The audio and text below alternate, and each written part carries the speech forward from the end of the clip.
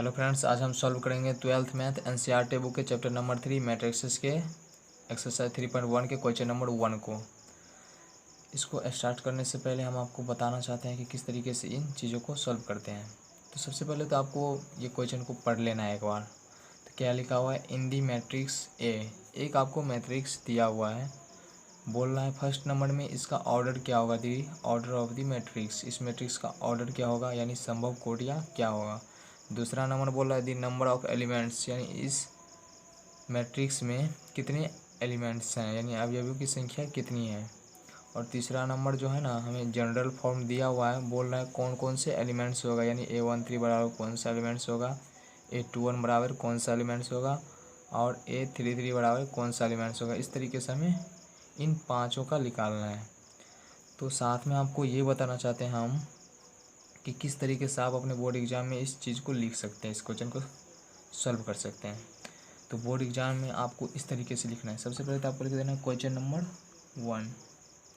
Okay, question number 1 लिख देना है। उसके बाद लिखना है आंसर। अब आपको जो भी क्वेश्चन सॉल्व करना है वो यहाँ पर दे दीजिए। 1 नंबर करना है तो 1 दे दीजिए। ओके, बोला दी ऑर्डर ऑफ द मैट्रिक्स, यानी इस मैट्रिक्स का ऑर्डर क्या होगा। तो ऑर्डर किस तरीके से निकालते हैं, सबसे पहले तो आपको ये जानकारी होना चाहिए कि इसमें रो किसको कहते हैं, कॉलम्स किसको कहते हैं। ओके, ये वाली जो लाइन होती है, ये वाली लाइन इसको हम रो कहते हैं, ये वाली लाइन को रो कहते हैं। और ये वाली लाइन को हम कॉलम्स कहते हैं, ये वाली लाइन को हम रो कहते हैं, यानी फर्स्ट रो कहते हैं। इस वाली लाइन को हम सेकंड रो कहते हैं, और इस वाली लाइन को हम थर्ड रो कहते हैं। और ये वाली जो लाइन होती है ना, उसको हम फर्स्ट कॉलम कहते हैं, और इसको हम सेकंड कॉलम कहते हैं, और इसको हम थर्ड कॉलम कहते हैं, और इसको हम फोर्थ कॉलम कहते हैं। तो आप समझ गए किसको रो कहते हैं और किसको कॉलम्स कहते हैं। तो अब हम बताएंगे कि आपकी दी ऑर्डर ऑफ द मैट्रिक्स, यानी इस मैट्रिक्स का ऑर्डर कैसे निकालना है। तो ऑर्डर निकालने का एक सूत्र होता है, ऑर्डर ऑफ द मैट्रिक्स बराबर होता है नंबर ऑफ रो गुना नंबर ऑफ कॉलम्स। ओके, तो ये आपको यहाँ पर लिख देना है। ऑर्डर ऑफ द मैट्रिक्स बराबर सूत्र होता है नंबर ऑफ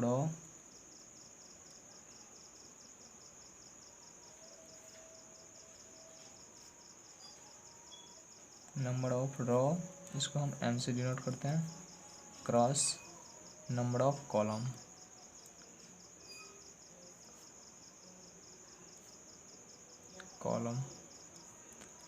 ये जो नंबर ऑफ रो है वो कौन सा है, इसमें कितने रो है, 1 2 3। तो नंबर ऑफ रो की संख्या 3, क्रॉस दे देना है आपको। उसके बाद नंबर ऑफ कॉलम की संख्या कितनी है, तो 1 2 3 4, ये 4 देना है। यही हमारा हो गया इस मैट्रिक्स का ऑर्डर, यानी संभव कोटियाँ। अब हम आपको बताएंगे दूसरे number, the number of elements, यानी इस मैट्रिक्स में कितने एलिमेंट्स हैं, यानी अवयवों की संख्या कितनी है। तो हम लिख लेते हैं 12 नंबर। ओके, अब हमें बोल रहा है दी नंबर ऑफ एलिमेंट्स, यानी इस मैट्रिक्स में कितने एलिमेंट्स हैं। तो सिंपली से क्या करना है, आप जो ऑर्डर निकाले हैं ना, बस इन दोनों को गुना कर देना, यही हो जाएगा हमारा इस मैट्रिक्स का एलिमेंट्स। इस मैट्रिक्स में कितने एलिमेंट्स हैं वो यहाँ पर आपको लिख देना है। ओके, यहाँ पर इन दोनों को गुना कर देना है सिंपली सी, यही हो जाएगा हमारा एलिमेंट्स। अगर आप ऐसे नहीं निकालना चाहता तो एक तरीका मैं और बता देता हूँ। अगर आपको एक मैट्रिक्स दे देगा, बोलेगा दी नंबर ऑफ एलिमेंट्स निकालने के लिए, तो आप इस तरीके से निकाल सकते हैं, ऐसे 1 2 3 4 5 6 7 8 9 10 11 12।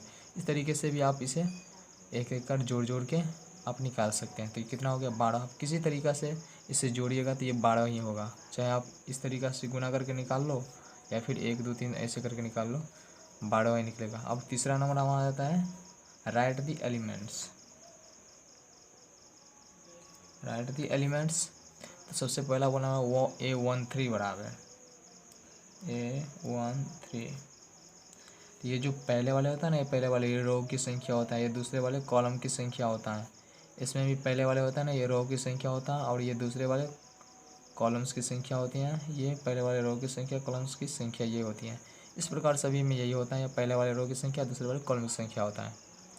तो आपको क्या करना है, जैसे आपको दे दिया है A13, तो A1 तो आपको जानते हैं कि रो की संख्या होता है। तो ये कौन से रो में आता है, A1।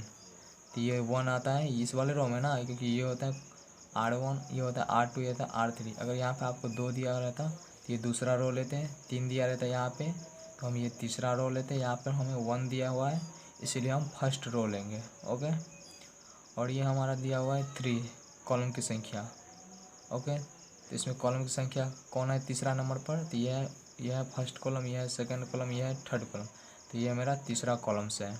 ओके, अब आपको देखना है कि A13 ये कहाँ पर कटता है, यानी फर्स्ट रो और सेकंड थर्ड कॉलम्स। ओके, तो ये हमारा हो गया ना, ऐसे करके ये मेरा हो जाएगा फर्स्ट रो यहाँ तक, ये वाली लाइन हमारा फर्स्ट रो। और थर्ड कॉलम कौन है, तो ये है ना, तो हमारा कटता कहाँ पर है, ये वहाँ पर कटता है, इसीलिए हो जाएगा A13 बराबर हो जाएगा 19। यहाँ पे आपको 19 दे देना है। इसी प्रकार हमें दिया है A21